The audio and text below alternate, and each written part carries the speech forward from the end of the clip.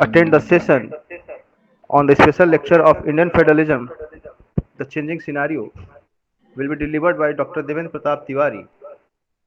He is an assistant professor and SLK College, Sitamarhi, a constituent unit of Baba Sahib Bhimrao Ambedkar Bihar University. Earlier, he has done his PhD from Banaras Hindu University. He is the expert of rural development and the public policy. He wrote a book on Manrega एवं ग्रामीण विकास that is published from the Kunal Books, uh, New Delhi. So now I welcome Dr. Devendra Pratap Tiwari to deliver his lecture on Indian federalism. Now over to Dr. Devendra Pratap Tiwari. Thank you Rajni. अपने college के इस platform पे हमको आमंत्रित करने के लिए एक व्याख्यान जिसका टॉपिक है इंडियन फेडरलिज्म चेंजिंग सिनेरियो, इस विषय पर हमको बोलने का मौका देने के लिए आरडीएस कॉलेज परिवार, राजनीति विज्ञान विभाग आरडीएस कॉलेज और इस विशिष्ट व्याख्यान के कन्वीनर डॉक्टर रजनीकांत पांडे का बहुत बहुत आभारी हूँ।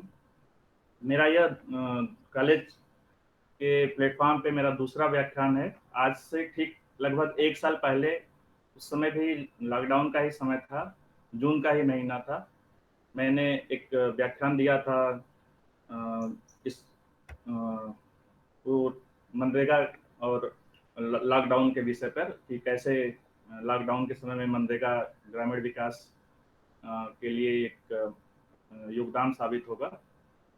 आज मैं पुनः इस प्लेटफॉर्म पर दूसरे विषय इंडियन फेडरलिज्म चेंजिंग सिनेरियो पर मैं अपना विचार प्रस्तुत करूंगा। और उससे पहले मैं आप सभी विद्वतजनों का स्वागत करता हूं। इसमें फैकल्टीज मेंबर भी होंगे शायद और स्टूडेंट होंगे। आप सभी का स्वागत है। तो सबसे पहले अगर हम विचार करें फेडरलिज्म पे, फेडरलिज्म क्या है, संघवाद क्या है, तो हमें जो आज़ादी के बाद से जो सबसे डिबेटेबल टॉपिक रहा हमारे राजनीतिक व्यवस्था से संबंधित, तो उसमें एक फेडरलिज्म भी है कि भारतीय संविधान में किस प्रकार से इसको शामिल किया गया, क्यों शामिल किया गया, क्यों इसका एक अलग स्वरूप में शामिल किया गया, क्या यह सही ढंग से रन कर रहा है कि नहीं कर रहा है, समय समय पर इसमें क्या परिवर्तन आए और क्या क्या चुनौतियां आई और किस तरह यह जो हमारे देश का जो फेडरल स्ट्रक्चर है किस ढंग से चेंज होता रहा, क्या कारण थे इसमें चेंज होने के और इसका राजनीतिक व्यवस्था पर, राजनीतिक प्रक्रिया पर क्या प्रभाव पड़ा और भविष्य में इसकी क्या दिशा होगी, क्या चुनौतियां होंगी और क्या सुझाव होंगे। इन्हीं सब प्रमुख बिंदुओं को लेकर मैं आज का व्याख्यान आप लोगों के समक्ष प्रस्तुत करने जा रहा हूँ। सर्वप्रथम हम देखें तो फेडरलिज्म का कॉन्सेप्ट क्या है।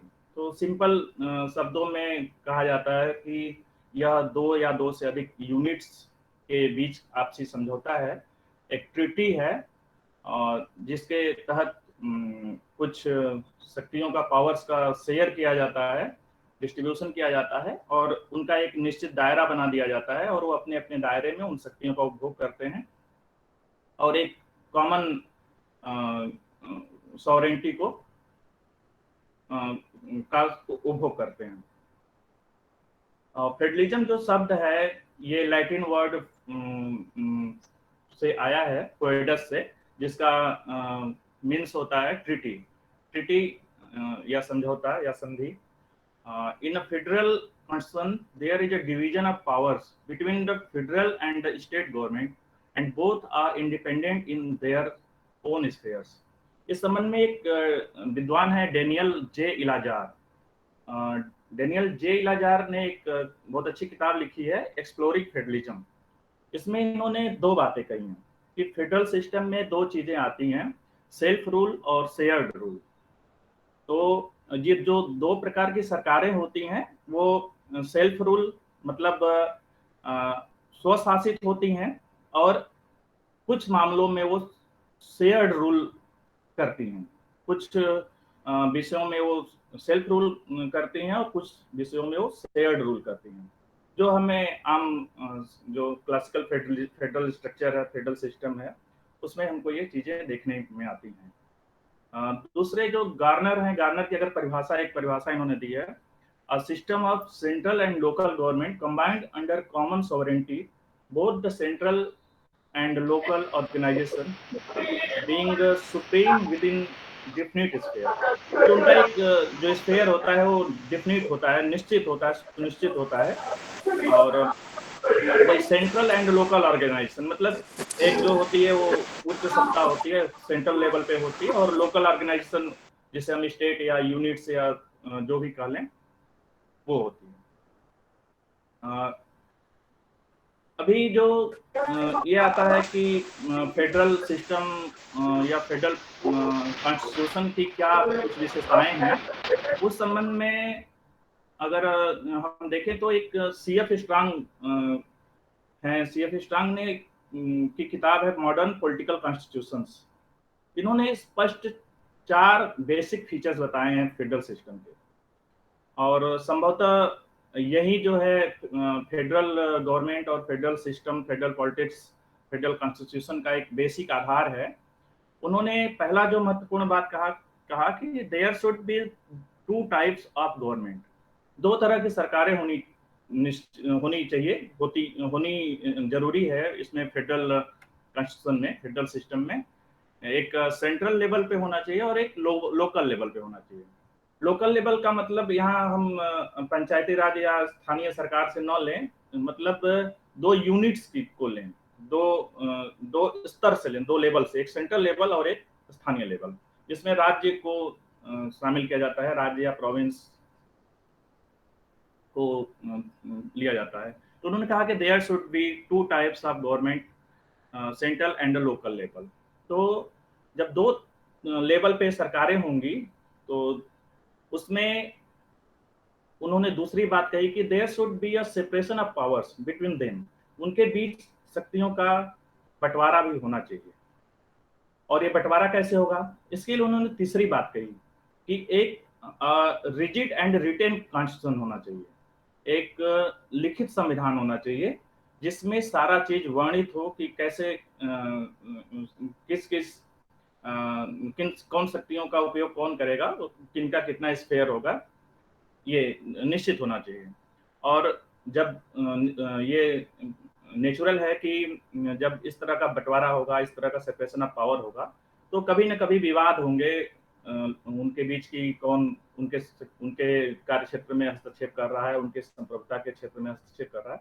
तो उसके लिए इन्होंने चौथी बात कही कि इंडिपेंडेंट जुडिशियरी, एक स्वतंत्र न्यायपालिका की व्यवस्था होनी चाहिए, जो यह देखेगा, वो वही परिभाषित करेगा डिस्ट्रीब्यूशन ऑफ पावर को, कॉन्स्टिट्यूशन को, और जब कभी इस तरह का विवाद होगा तो ये वही तय करेगा, वही निर्णय लेगा, निर्णय करेगा उसका, उस विवाद का।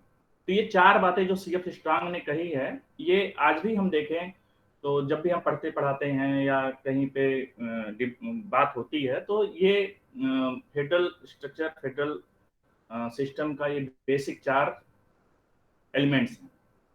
इन्हीं के आधार पर कोई फेडरल सिस्टम कहा जाता है कि एक आइडियल फेडरल सिस्टम है।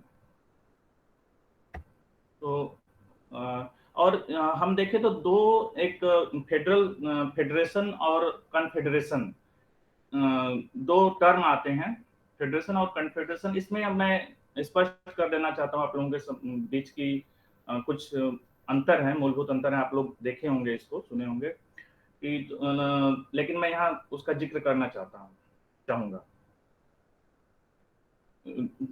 जो मुख्य जो अंतर है फेडरेशन और कन्फेडरेशन में, वो है कि जो प्राइमरी सॉवरेंटी है फेडरेशन में, वो सेंटर के पास रहती है, सेंट्रल लेवल में होती है, और कन्फेडरेशन में वो जो प्राइमरी सॉवरेंटी है वो विद्यमान होती है स्टेट के पास। अगर दूसरा हम इन दोनों के बीच डिफरेंस देखें तो दोनों जो सिटीजनशिप की बात हम करें तो सिटीजनशिप में फेडरल सिस्टम में सिटीजनशिप डुअल सिटीजनशिप की बात होती है कि वो सेंटर का भी सिटीजन होता है और यूनिट्स का भी सिटीजन होता है। यूनिट्स मीन्स स्टेट का भी, प्रोविंस का भी सिटीजन होता है। लेकिन अच्छा, यहाँ पे हम यूनिटरी सिस्टम की भी बात करेंगे। यूनिटरी सिस्टम में सिंगल सिटीजनशिप होती है और कन्फेडरेशन में भी सिंगल सिटीजनशिप होती है। यूनिटरी सिस्टम में जो सिटीजनशिप होती है वो सेंट्रल लेवल में केंद्रीकृत होती है, लेकिन कन्फेडरेशन में जो सिंगल सिटीजनशिप होती है वो केवल राज्यों की सिटीजनशिप होती है। जो यूनिट्स हैं उनको सेंट्रल की सिटीजनशिप नहीं होती है। तो फेडरेशन में डुअल सिटीजनशिप है, लेकिन कन्फेडरेशन में सिंगल सिटीजनशिप है, वो राज्यों की सिटीजनशिप मिलती है। तीसरा जो मुख्य अंतर है वो है कि फेडरेशन में जो समझौते किए हैं राज्य ट्रीटी जिनके बीच हुई है वो अलग नहीं होंगे, उनको अलग होने का अधिकार फेडरेशन से नहीं है। लेकिन कन्फेडरेशन में वो अलग हो सकते हैं, वो उनकी इच्छा पर निर्भर करता है। ये बेसिक डिफरेंस है, इसके अलावा भी बहुत सारे हैं। तो हम आगे बढ़ते हैं। जो हमारे इसका लेक्चर का एक जो मुख्य बिंदु है वो है हमारा Bharat Indian federal system. Indian federal system बहुत डिबेटेबल रहा है, जैसा मैंने शुरू में ही कहा है कि उसके बाद संविधान बना, संविधान सभा में बहुत डिबेट हुए संविधान बनने के बाद, और आज तक वो डिबेट होते रहे हैं कि क्या हमारा फेडरल सिस्टम है वो सही में फेडरल सिस्टम है या यूनिटरी सिस्टम है। किसी ने क्वासी फेडरल सिस्टम भी कहा है, किसी ने बहुत सारे मॉडल दिए जाते हैं भारतीय संघीय शासन व्यवस्था को लेकर। अगर हम इसके थियोरिटिकल पार्ट्स पे जाएं तो आर्टिकल 1 जो है हमारे संविधान का, उसमें स्पष्ट तौर पे यूनियन शब्द का प्रयोग किया गया है। ये भी एक विवाद का विषय है, डिबेट का विषय है कि अगर हमारे संविधान में फेडरल सिस्टम अपनाया गया है तो फेडरेशन के जगह पे यूनियन शब्द क्यों रखा गया। फेडरेशन शब्द कहीं भी प्रयोग में नहीं लाया गया है हमारे संविधान में, यूनियन शब्द क्यों लाया गया। अंबेडकर ने क्लियर कहा था कि the word union as a substitute for the word federation, वो फेडरेशन का सब्स्टिट्यूट है, वो समकक्ष नहीं है। और उन्होंने क्लियर बताया था कि though India was to be a federation, the federation was not the result of an agreement. उसके पीछे का उन्होंने कारण बताया कि यह किसी एग्रीमेंट का रिजल्ट नहीं है by the state to join a federation, and that the federation not being the result of an agreement on state had the right to secede from it. तो उन्होंने ये भी क्लियर कहा कि ये कोई राइट नहीं है स्टेट्स के पास कि वो कभी इससे अलग हों। तो इसका सीधा संबंध अखंडता से है। और अंबेडकर ने ड्राफ्टिंग कमेटी के सामने उन्होंने कहा था कि Indian constitution can be structurally federal but with some definite purpose. Drafting committee called it as union. This statement of Ambedkar proves, तो दो बातें इस स्टेटमेंट में उनके हम देख सकते हैं कि Indian federation is not a result of an agreement between units of a union like American federal system. American federal system को एक आदर्श फेडरल सिस्टम भी माना जाता है, कहा जाता है, और उसे एक क्लासिकल फेडरल सिस्टम भी कहा जाता है। दूसरा जो तो हमारा जो फेडरल स्ट्रक्चर है वो अमेरिका के फेडरल स्ट्रक्चर की तरह राज्यों के बीच हुए किसी समझौते का परिणाम नहीं है। ये बातें पहली निकल के आती हैं अम्बेडकर के स्टेटमेंट से। दूसरी जो बात निकल के आती है the state has no power to separate them from federation at own will, कि राज्यों को कोई भी अधिकार नहीं होगा कि वो फेडरेशन से, यूनियन से अपने को अपनी इच्छा अनुसार अलग कर लें। तो ये दो बातें हैं जिसके कारण जिसकी वजह से फेडरेशन की जगह पे यूनियन शब्द का प्रयोग आर्टिकल 1 में किया गया और फेडरेशन शब्द का कहीं भी उपयोग नहीं हुआ। फिर आगे हम देखें तो जो डिबेट उठता है कि क्या, किस कारण से भारत को माना जाए यूनिटरी सिस्टम, किस कारण से फेडरल सिस्टम माना जाए, और किस कारण से अर्ध संघात्मक शासन व्यवस्था, अर्ध संघात्मक शासन व्यवस्था की बात लोग करते हैं। तो कुछ जो हम शुरू में ही बताए कि क्या फीचर्स हैं फेडरल सिस्टम के, क्या फीचर्स होने चाहिए, मेन फीचर्स होने चाहिए। तो उसमें जो सबसे पहला है वो है रिटेन कॉन्स्टिट्यूशन होना चाहिए। तो भारतीय संविधान भी रिटेन कॉन्स्टिट्यूशन है। इसे 1950 में लागू किया गया, एक संविधान सभा द्वारा बनाया गया। दूसरा जो फेडरल स्ट्रक्चर, फेडरल सिस्टम का जो फीचर है वो है रिजिड कॉन्स्टिट्यूशन। तो भारतीय संविधान भी कमोबेश रिजिड है, और ये कहा जाता है कि कठोर और नम्य दोनों का मिश्रण है।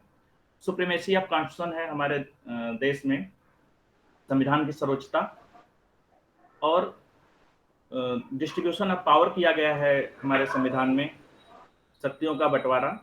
जो 7th शेड्यूल भारतीय संविधान के 7वीं अनुसूची में क्लियरली 3 सूचियों में शक्तियों का बंटवारा किया गया है कि, और स्पष्ट परिभाषित किया गया है कि किन किन क्षेत्रों में कौन सी सरकारें स्वायत्तता का उपभोग करेंगी, अपनी शक्तियों का उपभोग करेंगी। तो 3 सूचियां हैं, सेंट्रल सूची है, स्टेट सूची है, और कंकरेंट लिस्ट है। अभी उसमें जो विषय हैं उनकी संख्या घटती बढ़ती रहती है। जैसे जब संविधान लागू हुआ तो उस समय 97 के आसपास, 96, 97 के आसपास विषय थे। अभी जो लेटेस्ट है वो 100 के आसपास हो गए हैं विषय सेंट्रल लिस्ट में। जो स्टेट लिस्ट में जो अभी वर्तमान में चल रहा है वो लगभग 61 के आसपास है, और कंकरेंट लिस्ट में 52। तो ये स्पष्ट डिस्ट्रीब्यूशन है। मैं यहाँ फेडरल फीचर की बात कर रहा हूँ, क्या डिबेट है मैं आगे आऊंगा उसके बारे में। लेकिन हमारा संविधान किन किन चीजों पे खरा उतरता है जिससे हमारे सिस्टम को फेडरल सिस्टम माना जाए, उसकी बात केवल मैं यहाँ कर रहा हूँ। आगे मैं आऊंगा कि क्या यह सही में लागू है नहीं लागू है, वो अलग चीजें। फिर इंडिपेंडेंट जुडिशरी है हमारे देश में, जो संविधान द्वारा शक्ति प्राप्त करती है। फिर बाई कैमरल लेजिस्लेचर है, द्विसदनात्मक व्यवस्थापिका है, जिसमें लोकसभा है वो जनता का प्रतिनिधित्व करती है, और राज्यसभा जो है वो राज्यों का प्रतिनिधित्व करती है। इसमें भी एक डिबेट आता है कि राज्यसभा राज्यों का प्रतिनिधित्व करती है, लेकिन यह समान प्रतिनिधित्व नहीं है, बल्कि जनसंख्या के आधार पर प्रतिनिधित्व दिया गया है, साइज और पॉपुलेशन के आधार पर। जबकि फेडरल सिस्टम में जो ये किया जाता है, जो प्रतिनिधित्व किया जाता है वो समान है। जैसे अमेरिका में है जो सीनेट है वहाँ की, वो स्टेट का प्रतिनिधित्व, रिप्रेजेंटेशन करती है वहाँ पे, जो 50 स्टेट वहाँ पे है यूनाइटेड स्टेट में। तो 50 राज्यों से प्रत्येक से 2 मेंबर राज्यसभा में जाते हैं, प्रत्येक से 2 समान है। लेकिन भारत में वो अलग अलग है, किसी राज्य से अलग संख्या में जाते हैं और किसी राज्य से अलग संख्या में जाते हैं। तो इस पर भी प्रश्न चिन्ह उठता है। आगे हम देखें तो आगे हम ये देखेंगे कि क्या ऐसे फीचर्स हैं हमारे संविधान में जो कि भारतीय संविधान को, भारतीय राज्य व्यवस्था को यूनिटरी एकात्मकता की ओर ले जाते हैं, एकात्मक शासन व्यवस्था की ओर ले जाते हैं। तो इसमें कई डिबेट आते हैं। डुअल पॉलिटी का क्या मतलब होता है जी? डुअल पॉलिटी का क्या मतलब होता है? मैं आगे आऊंगा, आप क्वेश्चन अपना रखे रहिए, जब मैं अपना समाप्त करूंगा व्याख्यान क्वेश्चन आंसर सेशन होगा अभिषेक। हाँ, एक एक करके आप पूछना लेक्चर हो के तो बाद हम पूछिएगा। सारे क्वेश्चन लेंगे। ओके सर, ओके ओके ठीक है, तो अभी आप ओके सर। सुनते जाइए और नोट करते जाइएगा अगर कहीं से भी आपको कुछ कंफ्यूजन होगा या कोई क्वेश्चन होगा तो। ठीक है, तो यूनिटरी फीचर्स की बात करें तो क्या है जिससे कि लोग ये दावा करते हैं कि भारतीय संविधान एकात्मक संविधान की ओर उन्मुख है। तो गवर्नर का जो अपॉइंटमेंट है उसको कहा जाता है कि वो केंद्र द्वारा किया जाता है और पूर्ण रूप से राजनीतिक अपॉइंटमेंट है, ऐसा आरोप लगता है। और वो यहाँ तक भी कहा गया है कि यह एजेंट के रूप में, सेंट्रल गवर्नमेंट के एजेंट के रूप में कार्य करता है।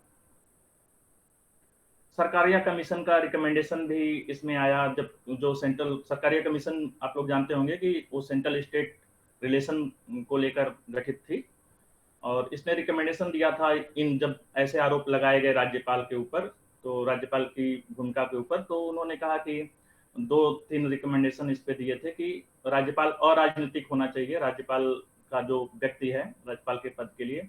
दूसरा है कि वह उस स्टेट का नहीं होना चाहिए, उस स्टेट से संबंधित नहीं होना चाहिए जहाँ पे वो नियुक्त होने जा रहा है।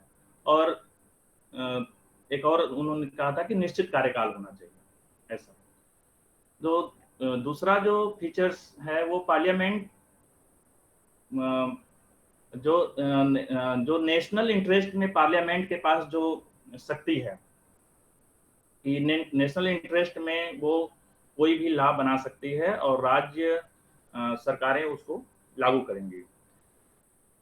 249 की भी बात होती है, आर्टिकल 249 के की स्टेट लिस्ट में भी अगर कोई स्टेट लिस्ट से संबंधित किसी विषय पर अगर राज्य सरकार, राज्य विधानसभा किसी कोई कानून बनाती है और सेम सब्जेक्ट पर कोई ऐसा कानून सेंट्रल गवर्नमेंट बना देती है, तो नहीं वो समवर्ती सूची में, तो वो राज्य सरकारें बाध्य होंगी उसको मानने के लिए, लागू होगा और राज्य सरकारों द्वारा बनाया गया कानून वहीं पे नल एंड वाइड हो जाएगा।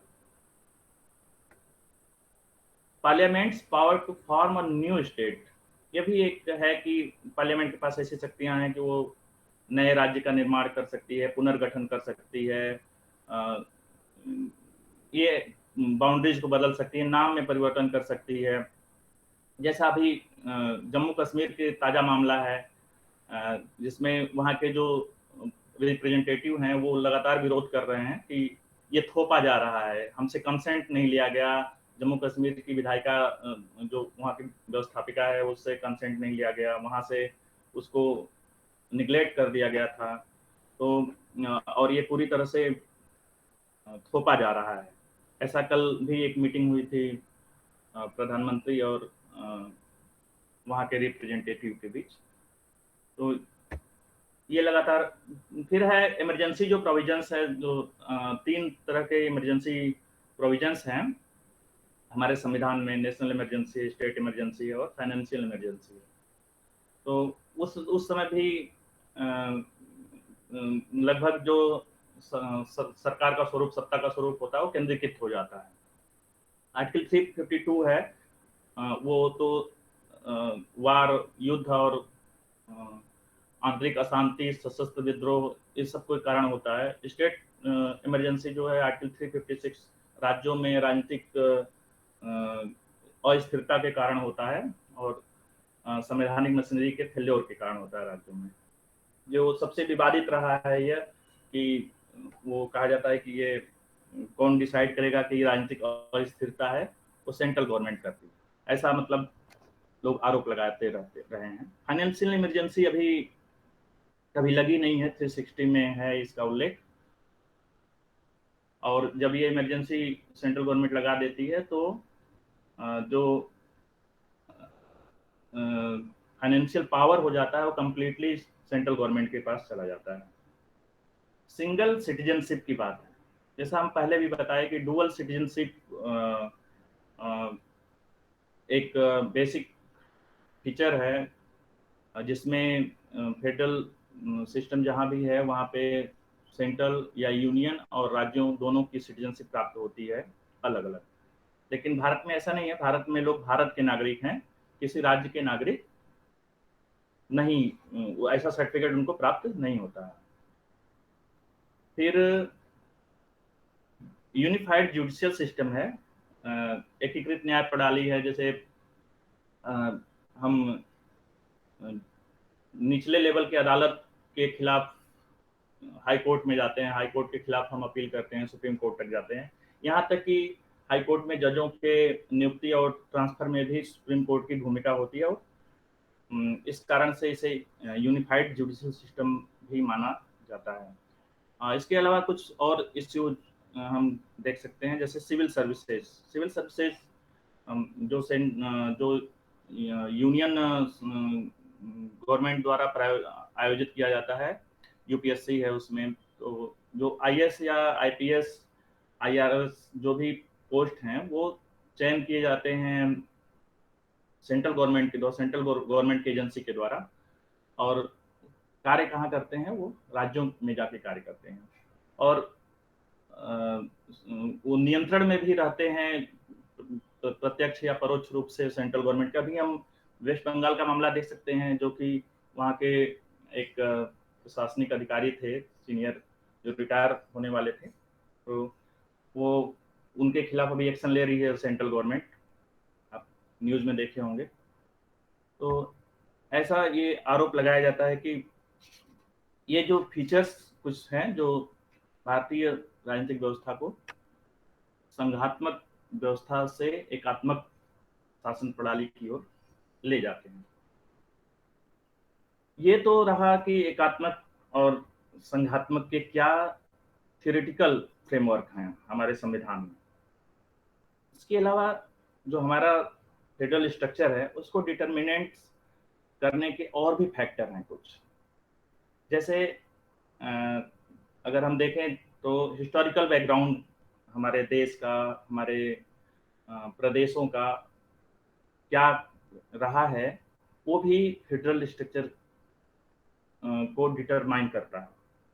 फिर जियोग्राफिकल स्ट्रक्चर है, जैसे नॉर्थ ईस्ट का जो रिलेशन सेंटर से होगा वो हरियाणा या उत्तर प्रदेश या अन्य जो मैदानी राज्य हैं या जो करीब राज्य हैं, हार्टलैंड जिसको कहा जाता है, उनका जो संबंध सेंट्रल से और जो पहाड़ी हैं या सुदूरवर्ती जो राज्य हैं उनसे जरूर कुछ अलग होगा, होता भी है, और उस पर वो प्रभाव भी डालता है उनका जियोग्राफिक कंडीशन। फिर इकोनॉमिक कंडीशन है। आज हम देखें तो बहुत सारे राज्यों की जीडीपी सेंट्रल जो हमारे नेशनल जीडीपी से ज़्यादा है, बहुत ज़्यादा है। तो इकोनॉमिक कंडीशन भी इस फेडरल स्ट्रक्चर पे प्रभाव डालता है। जैसे पहले जो जैसे गुजरात की बात करें तो जब मोदी जी वहाँ पे चीफ मिनिस्टर हुआ करते थे तो उस समय भी गुजरात अलग तरह से विकास की एक अलग धारा थी वहाँ की, तो उनका और सेंट्रल गवर्नमेंट के रिलेशन पे अलग प्रभाव था। और कोई जो कहा जाता है जो पिछड़े राज्यों की सूची है उनका सेंट्रल गवर्नमेंट से अलग रिलेशन होता है, वो आज भी है, पहले भी रहा है। जैसे कि विशेष राज्य की मांग करना, विशेष दर्जे की मांग करना, एक्स्ट्रा परसेंट की मांग करना वित्त की, ये सारे चीज भी फेडरल स्ट्रक्चर पे प्रभाव डालती है। पॉलिटिकल सिस्टम है। पॉलिटिकल सिस्टम बहुत ब्रॉड है कि क्या क्या प्रभाव करेगा। ये सारी चीजों को समाहित करता है। नेक्स्ट हम देखें तो जो प्राइम मिनिस्टर और चीफ मिनिस्टर हैं, जो कंसर्न स्टेट के चीफ मिनिस्टर्स हैं या प्राइम मिनिस्टर हैं, उनकी पर्सनालिटी, व्यक्तित्व कैसा, तो वो जरूर, जैसे नेहरू के समय में अगर शुरू से हम देखें तो नेहरू का जो व्यक्तित्व था वो स्वतंत्रता आंदोलन से संबंधित उनकी पर्सनालिटी थी, तो उनकी अलग वो फेडरल सिस्टम पे अलग तरीके से प्रभाव उसका पड़ा। और कहा गया कि वो केंद्रीकृत संघवाद की ओर वो ले गया। उस समय का जो फेडरल स्ट्रक्चर था वो केंद्रीकृत टाइप का था। इसी तरह चीफ मिनिस्टर का व्यक्तित्व है, वो समय समय पे दिखता भी हमको है कि मुख्यमंत्रियों की किसी एक राज्य में मुख्यमंत्री बदलते ही उस राज्य से केंद्र के संबंध अलग हो जाते हैं। ये सामान्य सी बात है, ये देखने में भी आता है। और इसके अलावा जो कुछ जैसे नेचुरल डिजास्टर है, तो आप देखेंगे जब नेचुरल डिजास्टर आता है तो राज्य सरकारें सेंट्रल गवर्नमेंट की तरफ देखना शुरू कर देती हैं कि वो मदद करेंगे, और सेंट्रल गवर्नमेंट भी उसमें इन्वॉल्व रहती है पूरी तरह से। तो नेचुरल डिजास्टर के समय भी संघीय शासन व्यवस्था का स्वरूप अलग हो जाता है, संघवाद का स्वरूप अलग हो जाता है। फिर नेशनल सिक्योरिटी का भी जब प्रश्न आता है, जैसे युद्ध के समय या नेशनल सिक्योरिटी का कोई मुद्दा हो, तो उसमें विपक्षी राजनीतिक दलों से शासित राज्य हों या जो सेम राजनीतिक पार्टियों से शासित राज्य हों, सभी एक साथ खड़े होते हैं और सेंट्रल गवर्नमेंट का सहयोग करते हैं, उस मुद्दे पे एक हो जाते हैं। और कुछ जैसे इंस्टीट्यूशंस बने थे भारत में, पूर्व में प्लानिंग कमीशन था, नेशनल डेवलपमेंट काउंसिल थी, और वर्तमान में उसकी जगह ले लिया है नीति आयोग। तो प्लानिंग कमीशन और नेशनल डेवलपमेंट काउंसिल, इसको कहा जाता था सुपर कैबिनेट, क्योंकि सारे जो निर्णय लिए जाते रेगुलेटरी बॉडी की तरह कार्य करती थी, और जो निर्णय थे उसमें इनका ज्यादा प्रभाव रहता था। तो सुपर कैबिनेट की संज्ञा इनको आलोचना के रूप में दी जाती है। उसका जो स्थान लिया है नीति आयोग ने। नीति आयोग जब बना तो इसका मुख्य जो लक्ष्य था वो कोऑपरेटिव फेडरलिज्म को बढ़ावा देना। इसके अगर मैं इसकी वेबसाइट में सर्च कर रहा था अभी थोड़ी देर पहले, तो इसका वेबसाइट पे जब खोलेंगे आप होम पेज पे, तो उसमें जो ऑब्जेक्टिव लिखा है वो पहला, दूसरा, तीसरा ऑब्जेक्टिव, जो तीन मेन जो प्रमुख ऑब्जेक्टिव है वो यही है। तो पहला ऑब्जेक्टिव अगर कहें तो to involve a share vision of national development priorities, sectors and strategies with the active involvement of states. यह स्टेट्स के एक्टिव इन्वॉल्वमेंट की बात करता है। दूसरा है to foster cooperative federalism through structured support initiatives and mechanism with the states on a continuous basis of recognizing that strong states make a strong nation। मतलब state के को मजबूती की ओर ले जाना, मजबूत स्टेट की बात ये करता है कि राज्यों को कैसे मजबूत किया जाए। और मतलब इनका विजन यही है कि बिना स्ट्रांग स्टेट्स के स्ट्रांग नेशन की कल्पना हम नहीं कर सकते। और जो तीसरा इनका है वो है to develop mechanism to formulate credible plans at the village level and aggregate these progressively at higher levels of government। तो इसमें ये स्थानीय सरकारों, स्थानीय स्तर, जिसके मल्टी लेवल फेडरलिज्म की भी बात होती है, चला एक इंस्टीट्यूशन भी बना है, प्रोफेसर बलबीर अरोड़ा है जेएनयू के, तो वो इसके प्रमुख हैं इस समय। Centre for multi level federalism. तो मल्टी लेवल फेडरलिज्म की बात होती है, उसमें 3 लेवल, सेंट्रल, स्टेट और स्थानीय लेवल की बात इसमें की जाती है। तो इसमें स्थानीय सरकारों के भी महत्व की बात की गई है। तो नीति आयोग का जो मेन ऑब्जेक्टिव है वो कोऑपरेटिव फेडरलिज्म है, स्टेट को ज़्यादा प्रायोरिटीज देना, स्टेट का ज़्यादा इन्वॉल्वमेंट रखना।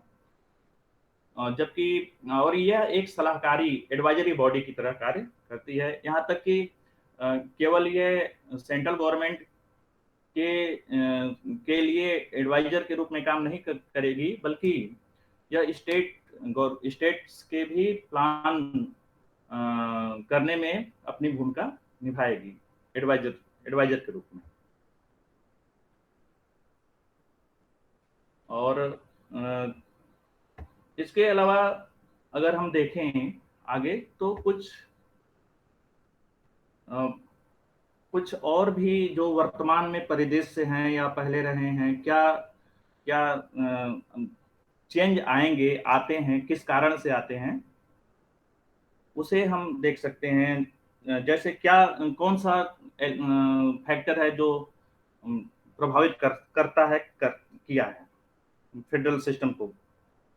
तो अगर हम देखें तो भारत के जो 11 से ज्यादा राज्य हैं, 11 लगभग 11 राज्य ऐसे हैं जो दुनिया के 150 देशों से, लगभग 150 देशों से बड़े हैं। तो ये अपने आप में एक खूबी है भारतीय राज्यों की, कि वो बहुत छोटे नहीं हैं अपने जनसंख्या में और इकोनॉमी में, कि वो सेंट्रल गवर्नमेंट से ज्यादा बार्गेन न कर पाए, वो एक कंट्री के रूप में भी कार्य कर सकते हैं।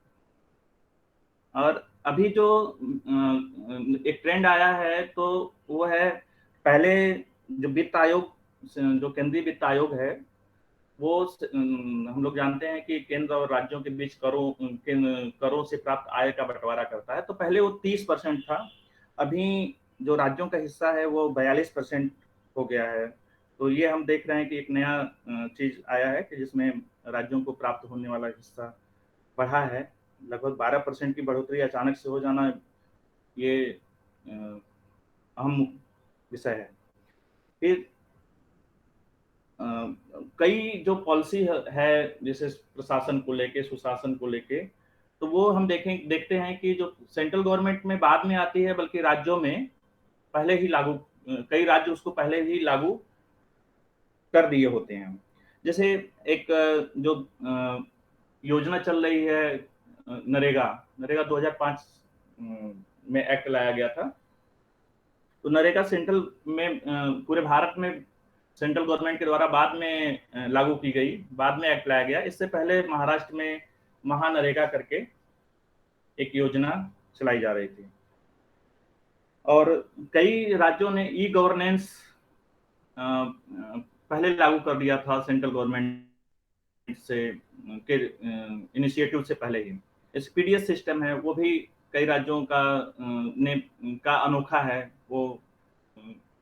फिर एजुकेशन सिस्टम की भी बात करें तो अभी जो प्राइमरी एजुकेशन और कहा जा रहा है कि गवर्नमेंट स्कूल हो तो दिल्ली जैसे, कैसे उन्होंने पुनर्जीवन प्रदान किया है सरकारी स्कूलों का। तो एक मॉडल के रूप में दिल्ली के जो सरकारी स्कूल हैं वो हम लोगों के समक्ष हैं। तो वहाँ भी राज्य जो है वो उसकी भूमिका अलग हो जाती है। फिर अब एक चीज जो है प्रेसिडेंट रूल 70 के दशक में, 80 के दशक में प्रधानमंत्री केंद्र सरकार की इच्छा पे था। मतलब थोक के भाव में राज्यों में प्रेसिडेंट रूल लागू किए जाते थे। अभी आप इधर कई सालों से आप नहीं सुने होंगे कि किसी राज्य में प्रेसिडेंट रूल, राज्यपाल शासन लगाया गया हो।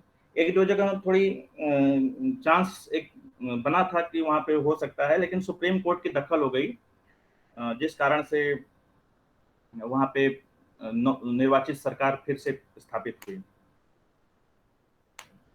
फिर जैसे कुछ एक्ट हैं, कुछ जैसे सिंपल सा है नेशनल टेररिज्म एक्ट, एनटीए। तो ऐसे इस तरह के एक्ट में प्रावधान है कि सेंट्रल गवर्नमेंट राज्यों के अनुशंसा पे नहीं, बल्कि स्वतः जाके इन्वॉल्व हो सकती है वहां के मामले में। वो एजेंसियां इन्वॉल्व हो सकती हैं। जैसे अभी दरभंगा में ब्लास्ट हुआ था, कहा जाता था, एक कैंपस में ब्लास्ट हुआ था, तो कहा जाता था कि वो टेररिज्म से संबंधित एलिमेंट वहाँ हैं, और वो उस वजह से ब्लास्ट हुआ है वहाँ पे कुछ ऐसे। तो वहाँ पे एनटीए जो एक एजेंसी है, एनआईए, वो आज पेपर में देखे होंगे, तो वो शायद पहुंच चुकी है वहाँ पे जांच करने के लिए। सीबीआई, पहले जो सीबीआई एक एजेंसी है जिसको कहा जाता है सीबीआई का दुरुपयोग बहुत होता है सेंट्रल गवर्नमेंट के द्वारा। लेकिन सीबीआई सीधे जाके कोई जांच नहीं कर सकती, बल्कि राज्य सरकारों की इच्छा उसमें शामिल होनी चाहिए। फिर ये कुछ मुद्दे हैं।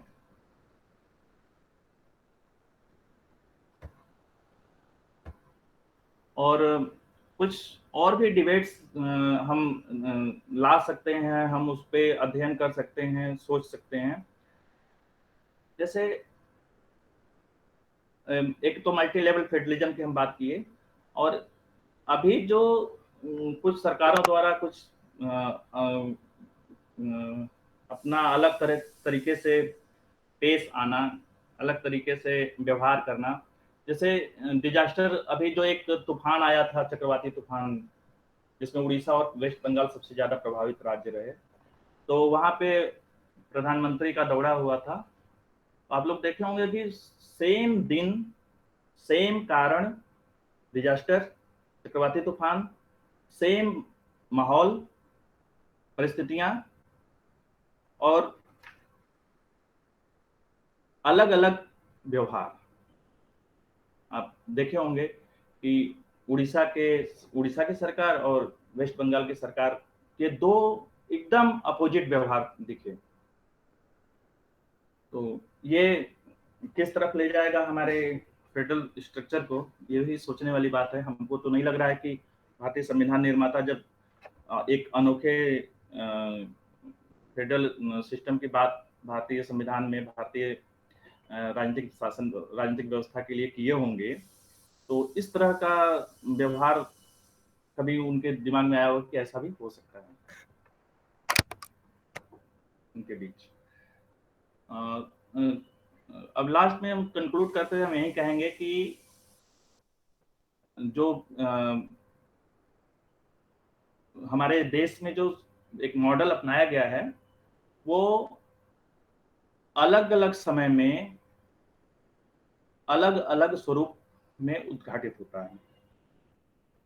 जैसे वही सेम राज्य अलग अलग विषयों पर अलग अलग तरीके से पेश आते हैं। उनका रिलेशन सेंट्रल का हो या स्टेट का हो, या सेंट्रल का हो या दो स्टेट का हो, सेंट्रल का हो या दो विभिन्न स्टेट के बीच का संबंध हो, वो अलग अलग विषयों में, अलग अलग विषयों पर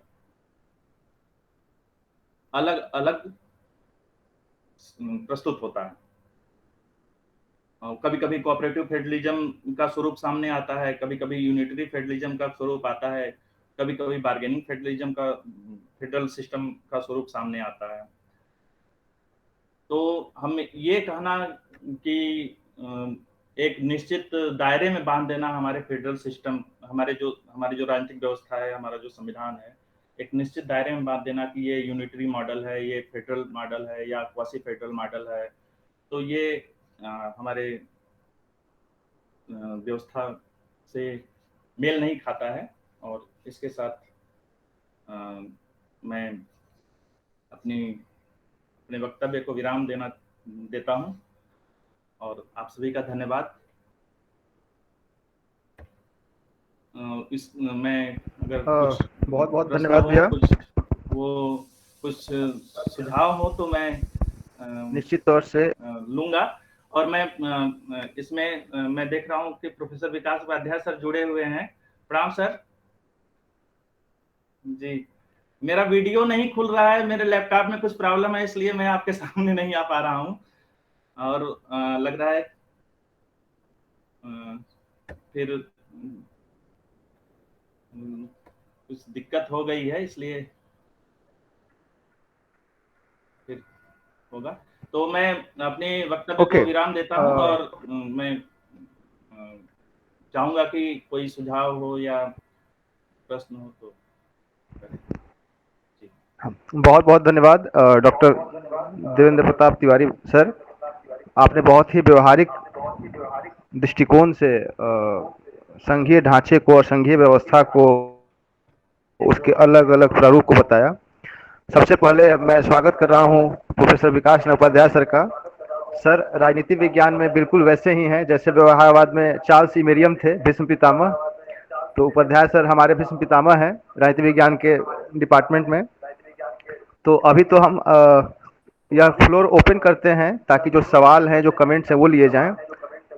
उसके बाद हम प्रोफेसर विकास नारायण उपाध्याय सर से उनका वक्तव्य लेंगे जो इस लेक्चर के इर्द गिर्द होगा। उसके बाद हम इस दिशा में आगे बढ़ेंगे। तो सबसे पहले तो हम फ्लोर ओपन करते हैं, जो भी सवाल हैं और जो कमेंट्स हैं वो बच्चे पूछ सकते हैं। Good morning sir. सर मेरा क्वेश्चन ये है कि अभी हम फेडरलिज्म का टाइप्स देख रहे हैं, सिमेट्रिक और एसिमेट्रिक फेडरलिज्म। तो सिमेट्रिक फेडरलिज्म तो हमें यूएसए वगैरह में देखने को मिलता है, लेकिन जो एसिमेट्रिक फेडरलिज्म है उस पे आपका क्या कहना है, उस पे आपका क्या व्यू है?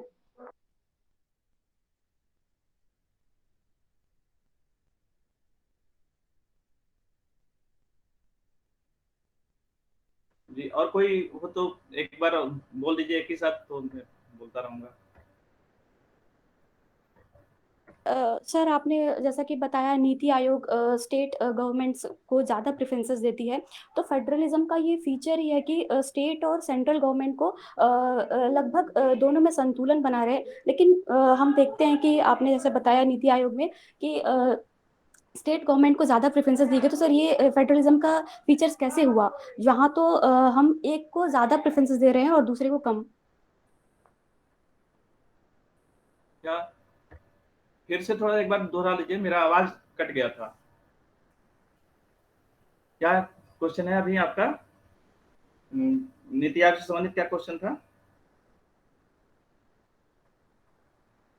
हेलो, सुना? मैं सुन नहीं पाया था आपका प्रश्न, मेरी आवाज कट गई थी सिस्टम की। सुन पा रही हूँ तो फिर से एक बार रिपीट कर दीजिए अपना क्वेश्चन।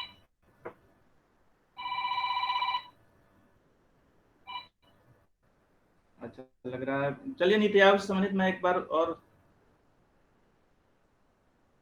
हेलो, आवाज नहीं जा रहा, कि नेटवर्क यहाँ पे थोड़ा सा गड़बड़ हो गया है। हाँ सर, नेटवर्क यहाँ भी प्रॉब्लमेटिक है। जी जी। और तो तो एसिमेट्रिक और सिस्मेट्रिक जो बताया है बच्चे ने, आप उस पर प्रकाश डाल दें। जी, सिमेट्रिक और एसिमेट्रिक। तो सिमेट्रिक तो जैसा बताया इन्होंने कि वहाँ पे अमेरिकन मॉडल को सिमेट्रिक मॉडल कहा जाता है। और जो बेसिक डिफरेंस है वो है कि जो एसिमेट्रिक फेडरेशन है उसके पास फेडरल कॉन्स्टिट्यूशन होता है, and all states in federation have the same formal status. उनके पास जो सभी जो स्टेट होते हैं उनके पास सेम स्टेटस होता है। ये है सिमेट्रिक और एसिमेट्रिक में बेसिक डिफरेंस। और डुअल पॉलिटिक्स,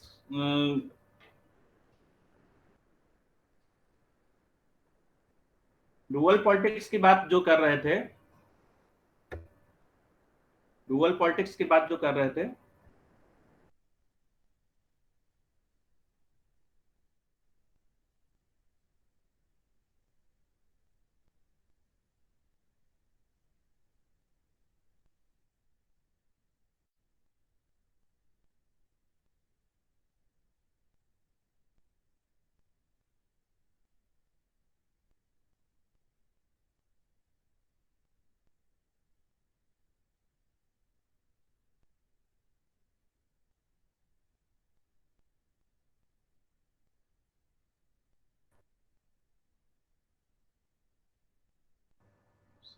सॉरी मेरा हैंग कर रहा है इस समय सिस्टम।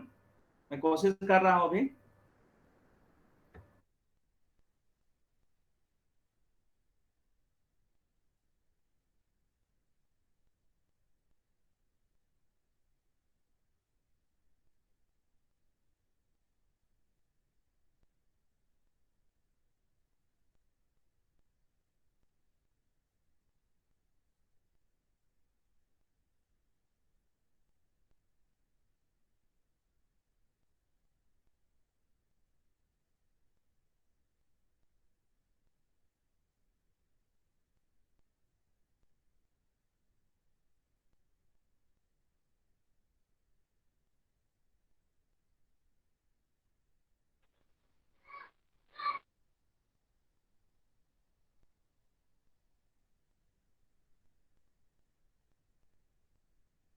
हाँ, डॉक्टर देवेंद्र प्रताप तिवारी के मोबाइल में कुछ समस्या है और हमारे बीच में इस विषय के एक्सपर्ट प्रोफेसर विकास न उपाध्याय से उपस्थित हैं। तो मैं चाहूंगा कि सर अपने विचारों से हम सभी को अवगत कराएं और अपने ज्ञान से हम सभी का मार्गदर्शन करें। प्रोफेसर विकास नारायण सर।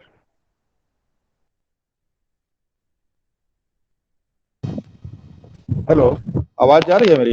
जी सर। आवाज जा रही या है? सर आ रही है आवाज।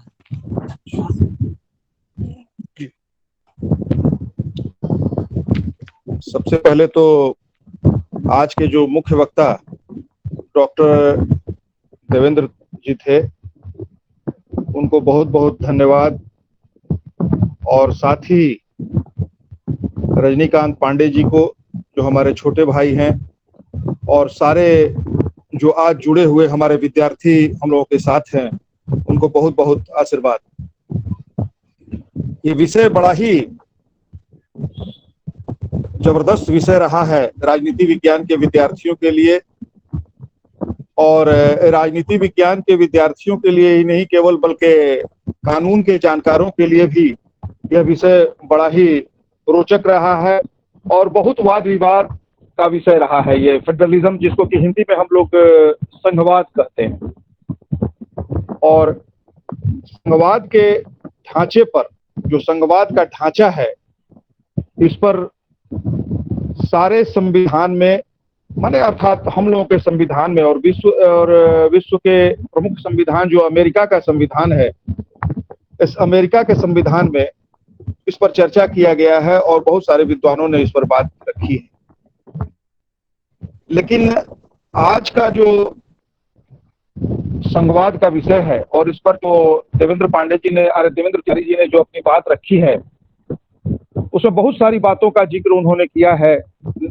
नेहरू के व्यक्तित्व से लेकर के सरकारिया कमीशन के बारे में, धारा 352, 356 के बारे में, नए राज्य का किस तरह से निर्माण होता है उसके बारे में, और सिविल सर्विसेज, यूनिफाइड जुडिशियरी, और सारी चीजों के बारे में उन्होंने बड़ा विस्तृत रूप से जानकारी विद्यार्थियों को और हम लोगों को दी है। संघवाद का विषय मेरी जानकारी में इसको ऐसे समझना चाहिए, गार्नर की बात उन्होंने की है तिवारी जी ने, और संघवाद का विषय ऐसे समझना चाहिए कि जैसे संतरा होता है, संतरा, उस संतरे में विभिन्न तरह के, आप खोलेंगे संतरा को तो ऊपर से संतरा ढका हुआ होता है, और जैसे ही संतरा को खोलेंगे आप, तो संतरा में अलग अलग तरह के फांक होते हैं। ठीक उसी तरह से सेंटर होता है, और इसमें हम तो स्टेट शब्द के राजनीति शास्त्र के विद्यार्थी हैं, तो स्टेट शब्द का इस्तेमाल नहीं करेंगे, यूनिट्स का इस्तेमाल करेंगे। यूनिट्स, इकाई। तो विभिन्न इकाइयां उसमें जो होती हैं, जिसको कि हम राजनीति शास्त्र की भाषा में प्रोविंस कहते हैं। जब हम स्टेट की बात करते हैं राजनीति शास्त्र में, तो स्टेट का माने देश से होता है, और जिसको कि पूरी सॉवरेंटी होती है। तो यूनिट्स, अलग अलग यूनिट्स उसके हो जाते हैं संतरा खोलने के बाद। तो ठीक उसी तरह से संघवाद में सेंटर और स्टेट की बात, चर्चा, इन्होंने जो स्टेट की चर्चा, सेंटर और स्टेट की चर्चा तिवारी जी ने की है, ठीक उसी तरह से यह संघवादी व्यवस्था भारतीय परिप्रेक्ष्य में देखा जा सकता है। अलग अलग फांक की तरह हैं ये सारे, और सबके टेस्ट एक ही हैं। हर एक, जैसे ही संतरा खुलता है और सबके जो अलग अलग फांक आते हैं, और अलग अलग फांक आने के बाद सबके टेस्ट एक होते हैं। किसी किसी संतरे का ऊपर से खोलने के बाद भीतर में जो फांक होता है, किसी का खट्टा हो लगता है, किसी का अगर उसका बिया भीतर का अगर आप दबा देते हैं दांत के तले, तो उसका टेस्ट दूसरा हो जाता है। तो ठीक इसी तरह से ऐसा यहाँ पर हम लोगों के इकाई जो हैं, उसमें इकाइयों का जो रोल है, जो दायित्व है, और जो उनके कारनामे हैं, जैसा कि तिवारी जी ने कहा है, वो अलग अलग हो जाते हैं इस इंडियन फेडरलिज्म में, इंडियन फेडरल सिस्टम में, भारतीय संघवादी व्यवस्था में। लास्की की बात करें, लास्की ने एक पुस्तक लिखी है, बहुत इंपॉर्टेंट पुस्तक है, खास करके विद्यार्थियों को यह जानना चाहिए, वो है grammar of politics. Grammar of politics आप जब पढ़ेंगे तो ग्रामर में लिखा उसने कि संघवादी व्यवस्था ऐसी व्यवस्था है कि इसको केंद्र और राज्य, केंद्र राज्य मतलब यूनिट्स की बात, इकाई की बात, प्रोविंस की बात हम करते हैं। जो प्रोविंसेस होते हैं उनमें अलग अलग तरह से शक्तियों का बंटवारा किया जाता है और उस शक्ति में अपने सक्षम होते हैं कार्य करने के लिए, लेकिन फिर भी केंद्र का उस पर दबाव बना रहता है, जो भारतीय संविधान में हमको देखने को मिलता है। मेरा अपना मत है, हम लोगों के एक मित्र हुआ करते थे जो जेएनयू में भी थे और बाद में जो इंदिरा गांधी ओपन यूनिवर्सिटी है उसमें थे, प्रोफेसर नारंग। फेडरलिज्म पर उनका बड़ा विश्व स्तरीय काम है और फेडरलिज्म पर वो बराबर चर्चा किया करते थे और फेडरलिज्म पर प्रोफेसर नारंग उन्हीं के, जिसकी चर्चा इन्होंने बलवीर अरोड़ा जी की है, उन्हीं के शिष्यवत हैं ये बलवीर अरोड़ा जी, जो जेएनयू में कार्यरत है। तो वो प्रोफेसर नारंग जो थे वो फेडरलिज्म को इस तरह से देखते हैं और उनका अपना मानना है और डिबेट और डिस्कशन में भी उन्होंने इस बात को बड़ा स्पष्ट ढंग से और बड़े क्लियर और रोचक ढंग से रखा है कि भारतीय जो संघवादी व्यवस्था है वो एकदम टोटली माने पूर्ण रूप से वह यूनिटरी नेचर का है, एकीकृत नेचर का। उसके विभिन्न उदाहरण तिवारी जी ने भी पेश किए हैं और मैं भी आप लोगों को बताना चाहूंगा कि एकदम भारतीय संविधान जब आप देखेंगे, खास करके नेहरू के जमाने की जब चर्चा इन्होंने की है और नेहरू के जमाने में जो केंद्रीकृत व्यवस्था की इन्होंने बात की और जो केंद्रीकृत व्यवस्था थी, यूनिटरी सिस्टम था नेहरू के जमाने में, उसका एक सबसे महत्वपूर्ण कारण यह था नेहरू के जमाना में भारतीय संघवादी व्यवस्था में कि जो इकाइयां थी उसमें सारे इकाइयों में करीब करीब कांग्रेस की सरकार थी। कांग्रेस केंद्र में भी था और इकाइयों में भी केंद्र की सरकार थी, यूनिट्स में भी केंद्र की सरकार थी। और नेहरू एक ऐसे पर्सनालिटी थे, एक ऐसा नेहरू व्यक्तित्व था कि काफी दिनों तक उन्होंने प्रधानमंत्री का भारतवर्ष में रोल अदा किया और पूरे राज्यों में जो, जिसको कि प्रोविंस हम लोग कहते हैं, यूनिट कहते हैं, बार बार स्टेट निकलता है हम लोगों के मुंह से, और उस में उनका दबदबा होता था और उनकी बात मानने के लिए सारे जो इकाइयां थी उसके जो मुख्यमंत्री हुआ करते थे वो मानने के लिए बाध्य होते थे। बल्कि वहां बाध्यता इस तरह से कि लोग उनकी बात को मानते थे और वो इतने बड़े व्यक्तित्व के व्यक्ति थे और इतने दिनों तक उन्होंने शासन किया कि, और उसके बाद भी कांग्रेस के शासन इंदिरा गांधी और राजीव गांधी जैसे व्यक्तियों के हाथ में रहा और इकाइयां भी उस समय से। लेकिन जो संघवाद की व्यवस्था, जब इकाइयों में मिलीजुली सरकार जब बनने लगी, जब मिलीजुली सरकार का शासन व्यवस्था हुआ, जब हम बिहार में भी देख सकते हैं कि बिहार में जब महामाया का जब राज हुआ, महामाया उस समय मुख्यमंत्री हुआ करते थे, महामाया बाबू, तो उस समय जब राज्य हुआ इकाई में, जब महामाया बाबू का जब सरकार जब बनी यहाँ और मिलीजुली जब सरकार थी, उस समय से संघवादी जो ढांचे थे उसमें थोड़ा परिवर्तन देखने को मिला और केंद्र से इसकी लड़ाई होने लगी। केंद्र से इकाइयों की बराबर किसी न किसी बात को लेकर के लड़ाई होती थी और किसी न किसी बात को मनवाने के लिए बहुत मुखर होता था जो इकाई है वो।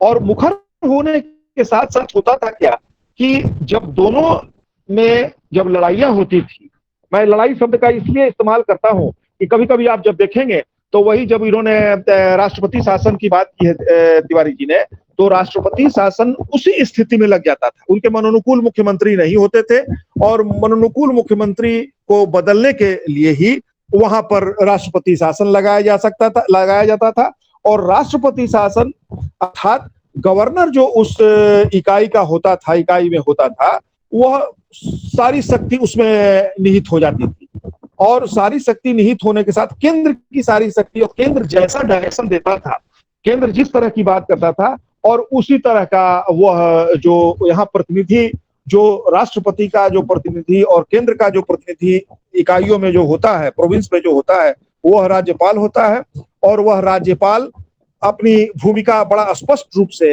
यहाँ केंद्र के फेवर में पक्ष निभाया करता था। तो इस तरह से प्रेसिडेंट्स रूल काफी लगाए गए जो हम लोगों को पहले देखने को मिलता है।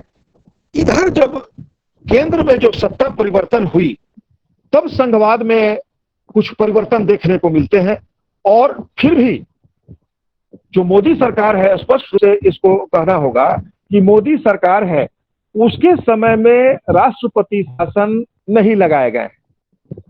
बहुत सारे इसके कारण हैं और बहुत सारे जगहों पर उनका अपना सरकार है इकाइयों में, और इस तरह से अपने सत्ता के लिए, लेकिन जहां इनकी अपनी सरकार नहीं है, जब हम लोग मुख्य रूप से अभी तत्कालीन कलकत्ता माने वेस्ट बंगाल कोलकाता का उदाहरण हम लोग देख सकते हैं, जहां की ममता बनर्जी वर्सेस मोदी सरकार, केंद्र की जो मोदी सरकार है, उसमें केंद्र और इकाई के संबंध को बड़े स्पष्ट ढंग से समझने और सोचने का मौका मिलता है।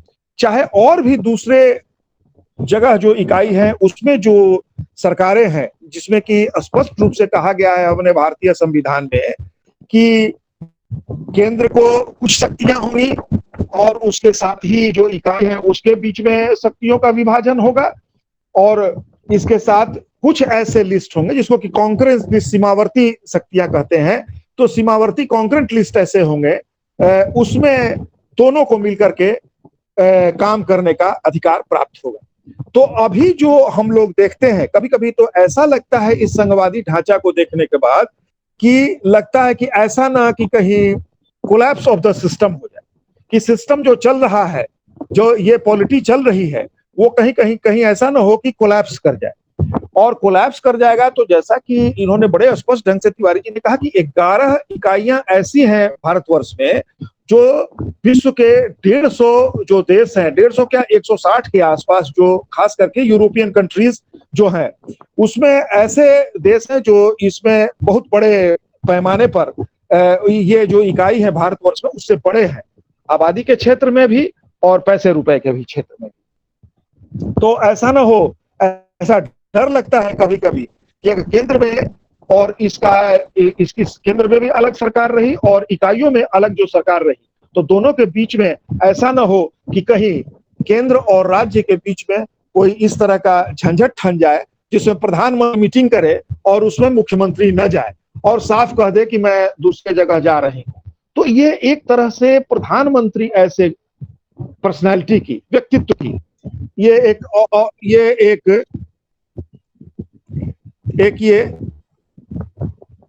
प्रधानमंत्री ऐसे व्यक्ति के व्यक्तित्व की ये एक अवहेलना जैसी लगती है और उसके व्यक्तित्व को छोटा करने जैसा लगता है। मित्रों, ये संघवादी ढांचा भारतवर्ष में हमको कभी कभी लगता है कि बड़ी एकीकृत व्यवस्था ऐसी लगती है कि यूनिटरी सिस्टम है इसमें, जो क्वासी फेडरल हमको लगता है कभी कभी कि यूनिटरी सिस्टम है, हर एक राज्य अपनी अपनी बात करता है। अब अभी जैसे एक आप और मुख्य उदाहरण देखेंगे, जैसे वैक्सीनेशन लेने की बात हुई, वैक्सीनेशन लेने के बाद में अलग अलग दाम, अलग अलग चर्चा और अलग अलग राज्यों को कहा गया कि आप खरीदिए। वैक्सीनेशन सेंटर वाले, वैक्सीनेशन कंपनी वाले वैक्सीनेशन राज्यों को अर्थात इकाइयों को नहीं दे रहे थे, तो बाद में केंद्र ने खरीद करके मुफ्त सारे इकाइयों में बंटवारा करने का बड़ा स्पष्ट निर्देश हाल के समय में दिया है। तो ये वैक्सीनेशन एक ऐसे छोटा मुद्दा था जो कि अभी देने की बात चल रही थी पूरे भारतवर्ष के पैमाने पर, तो उसमें इस तरह की बात देखी गई। इसके साथ ही साथ एक बात की ओर मैं आप लोगों का ध्यान आकृष्ट करना चाहूंगा।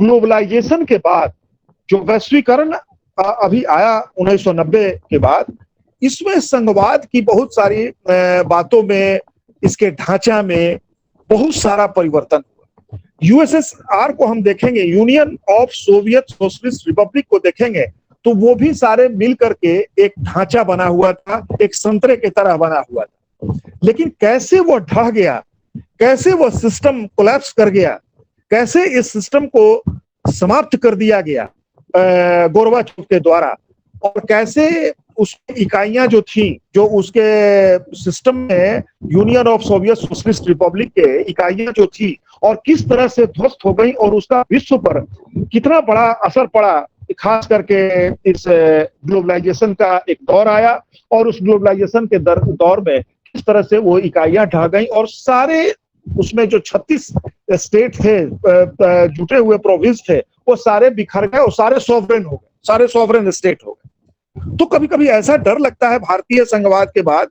ऐसा यहाँ के संविधान बनाने वाले अंबेडकर जी इत्यादि जो लोग भी थे, डॉक्टर राजेंद्र प्रसाद जैसे लोग, इन लोगों ने कभी ऐसा सोचा नहीं होगा। लेकिन आज हम लोग इस ग्लोबलाइजेशन के दौर को देखते हुए, इन सारी स्थिति और परिस्थितियों को देखते हुए ऐसा लगता है कि कहीं ऐसा नहीं कि यूनिटरी कल्चर के चलते प्रोविंसेस रिवोल्ट करें और रिवोल्ट करने के बाद कहीं ये इतना बड़ा भारतवर्ष देश, जो कि कई एक यूरोप के देशों के मिलाने के बाद ये भारतवर्ष है, ऐसा न कि कहीं जैसे हम लोग छोटे छोटे राज्यों का निर्माण कर रहे हैं, बिहार से झारखंड निकला, उत्तर प्रदेश से निकल गया उत्तराखंड और भी दूसरे जो छोटे छोटे राज्य बने, कहीं उसी तरह का भारतवर्ष में, जैसे भारतवर्ष से ही बांग्लादेश बना, पाकिस्तान बना, ऐसा नहीं कि कहीं दूसरा, कहीं यूनिटरी नेचर के चलते, इन इकाइयों के दबाव के चलते, इस संघवादी ढांचा के चलते हम लोगों को कुछ दूसरा दिन देखना पड़े। ये बहुत बड़ा ये डिबेट का विषय है, डिस्कशन का विषय है, एक कानूनी विषय है कि इस पर हम लोग काफी लंबे समय तक इस संघवादी व्यवस्था पर हम लोग विचार कर सकते हैं। लेकिन अब इसमें प्रश्न एक यह उठता है कि केंद्र के जो सरकार है वो किस तरह से इकाइयों को ट्रीट करती है। इकाइयों को नीति आयोग तो बना दिया गया, नीति आयोग कोई कॉन्स्टिट्यूशनल प्रोविजन नहीं है। इसके पहले जो प्लानिंग कमीशन था ये कोई कॉन्स्टिट्यूशनल प्रोविजन के तहत नहीं है, ये उसको बदल करके इसको नीति आयोग को बना दिया गया। लेकिन कहां तक कोऑपरेटिव फेडरलिज्म की जो चर्चा करता है नीति आयोग, वह कहां तक सक्सेस होता है, आने वाला समय ही हम लोगों को बताएगा। और किस तरह से केंद्र और राज्य का संबंध आने वाले समय में बना रहता है। सरकारिया कमीशन की रिपोर्ट की चर्चा इन्होंने की है। सरकारिया कमेटी की जो रिपोर्ट है बड़ा बृहद है, लेकिन उसके सारे रिपोर्ट और सारी बातों को केंद्र सरकार ने नहीं माना, जिसके चलते आज जो भी राज्य में आप प्रोविंसेस में गवर्नर देखते हैं वो सारे किस पॉलिटिकल पार्टीज के, जो केंद्र में जो शासित प्रदेश है उसी के पॉलिटिकल पार्टीज के लोग किसी न किसी रूप में उस जगह के गवर्नर। इसका उदाहरण है मनोज सिन्हा कश्मीर में, धनखड़ जी वेस्ट बंगाल में, बिहार में फागू चौहान जी, और इसी तरह के कई लोग जो लोग इसके हैं। पूर्व में भी इसी तरह की व्यवस्था रही है, ऐसा नहीं कि कहीं कोई यह नई व्यवस्था मोदी सरकार ने की है और राष्ट्रपति ने किया है, पहले भी इसी तरह की व्यवस्था रही है। अंत में मैं अपने बातों को विराम देते हुए, चूंकि ये बहुत लंबा डिस्कशन का विषय हो जाएगा, इसमें बहुत क्लियर है, विद्यार्थियों को यह समझना चाहिए कि संघवाद में एकदम विषयों का बहुत स्पष्ट रूप से बंटवारा किया गया है और उसमें खास करके जो इंडिपेंडेंट जुडिशियरी की बात की गई है, इंडिपेंडेंट जुडिशियरी की जो चर्चा की गई है, वह इंडिपेंडेंट जुडिशियरी कहां तक इंडिपेंडेंट है, इस पर हम लोगों को सोचने और समझना चाहिए इस संघवादी दृष्टिकोण से। इसलिए कि आज के समय में एक गरीब आदमी न हाई कोर्ट में अपने केस को प्लीड कर सकता है, न सुप्रीम कोर्ट में प्लीड कर सकता है, क्योंकि इतना खर्चीला है, इतना महंगा है कि इस संघवादी व्यवस्था में छोटे जगह पर जिला न्यायालय की इन सारी व्यवस्थाओं में तो न्यायिक व्यवस्था कुछ है जहां से कि आपको मदद मिल जाती है और आप यहाँ रहते हैं तो उस केस में जिला न्यायालय तक, लेकिन हाई कोर्ट और सुप्रीम कोर्ट में लड़ने के लिए और कई एक वर्षों से लोगों की जो न्याय प्रक्रिया है वो पेंडिंग रहती है। आपका न्याय वहां पूर्ण रूप से इस संघवादी व्यवस्था में नहीं मिल पाता है। तो ये सारे चीज आज के आने वाले समय में वो देखने को मिलेंगे। बहुत सारे लोगों को जेल भेज दिया जाता है और वो जेल में अपना तिहाड़ जेल में जीवन काटते हैं और वही बहुत सारे लोगों का केस नहीं सुलझाया जा सकता है इस संघवादी व्यवस्था में और वो मृत्यु के कगार पर पहुंच जाते हैं। और बहुत सारे लोगों को, जो बड़े लोग हैं, तथाकथित बड़े लोग जो लोग हैं, वो लोग जेल में न जाकर के उनको गेस्ट हाउस में कैद कर दिया जाता है और बहुत दिन तक वो गेस्ट हाउस में ही अपने केस और मुकदमा का दूसरे तरह से फरियाद करते हैं और किस तरह से उनको न्याय की प्राप्ति होती है, ये सब देखने और सोचने की बात है। और जुडिशरी एक बहुत बड़ा संघवादी ढांचा है, जो लोग यहाँ की जनता के और यहाँ के लोगों के मन में इस तरह का बात होता है। और भी बहुत सारी बात है, पीडीएस सिस्टम है, मनरेगा की बात है और सब सारी चर्चाएं हैं जो संघवाद के ढांचा के अंतर्गत की जा सकती है। और ये सब बार बार चर्चा होने की बात है, चर्चा करने की बात है। और बहुत अच्छा लगा कि आज एक रामदयालु सिंह महाविद्यालय का राजनीति विज्ञान विभाग एक इस पर वेबिनार का आयोजन किया, जिसमें विद्वान शिक्षक डॉक्टर तिवारी को बुलाया गया और रजनीकांत पांडे जी बहुत धन्यवाद के पात्र हैं, जिन्होंने कि इस सारे लोगों को कोऑर्डिनेट किया और हम लोगों को जानने और समझने का मौका दिया। आप लोगों ने मेरी बातों को सुना ध्यान से, बहुत बहुत आपको धन्यवाद। फिर कभी समय मिले तो इस पर हम लोग लंबा चौड़ा डिबेट कर सकते हैं, लंबा चौड़ा बात हो सकती है, लेकिन अभी विद्यार्थियों के लिए खासकर बहुत धन्यवाद आपको। बहुत बहुत धन्यवाद सर। आपने संघवाद के विचार विषय को और अधिक विस्तारित कर दिया और बहुत सारे आयामों को आपने खोल दिए, जहाँ पे विद्यार्थियों को, शिक्षकों को, नए नए रिसर्च स्कॉलर्स को इस दिशा में काम करने के लिए बहुत सारा स्पेस है जहाँ वो काम कर सकते हैं, चीज़ों को और बेहतर कर सकते हैं। जहाँ तक संघीय ढांचे की बात है, तो राजनीतिक दलों का महत्व, केंद्र और राज्यों में किस राजनीतिक दल का ये सरकार है, इसके साथ ही साथ जो आज एक वैश्वीकरण के कारण पहचान की राजनीति को एक नया आयाम मिला है, ये सारी चीज़ें एक दूसरे से प्रभावित हो रही हैं, एक दूसरे को प्रभावित कर रही हैं। खैर, हम अपने समय अवधि से आगे चल रहे हैं और चूंकि अब हमारे जो स्पीकर हैं उनका भी नेटवर्क के कारण हमसे संपर्क नहीं हो पा रहा है, तो अब मैं इस विशेष व्याख्यान श्रृंखला के अंतिम पड़ाव की ओर बढ़ते हुए डॉक्टर पवन कुमार से आग्रह करूंगा कि वे आएं और हमारे अतिथि विद्वान और सभी को धन्यवाद ज्ञापित करें। डॉक्टर पवन कुमार। मैं पवन कुमार, सबसे पहले विकास सर को प्रणाम। आए हम लोगों को बहुत अच्छा ज्ञान दिए, क्योंकि सर का पूरा जीवन का अनुभव है, राजनीति के क्षेत्र में बहुत करने पाई है। और सर ने संघवाद के बारे में, केंद्र और राज्य के संबंध और इसके स्थिति, इसकी क्या क्या व्यापकता है, इस सबके बारे में सभी को हम लोगों को बताया। तिवारी सर को भी बहुत बहुत धन्यवाद, जगत प्रताप तिवारी सर।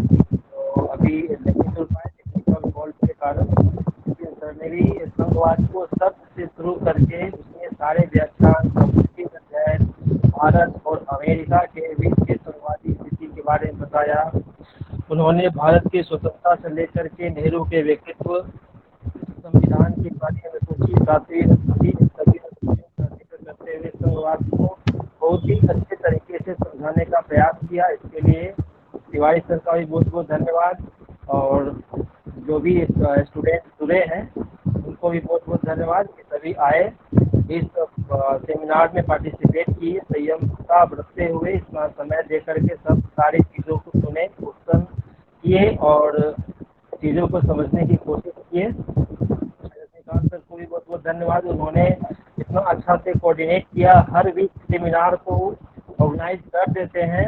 यह एक हमारे डिपार्टमेंट की, पॉलिटिकल साइंस डिपार्टमेंट का एक मतलब एक सक्रियता दिखाता है। रामदयालु सिंह कॉलेज का एक अपना अलग पहचान बनाता है। जिन सभी शिक्षक डिपार्टमेंट में जुड़ते हैं स्टूडेंट के साथ, सर का भी स्पेशल थैंक्स भी उपाध्याय सर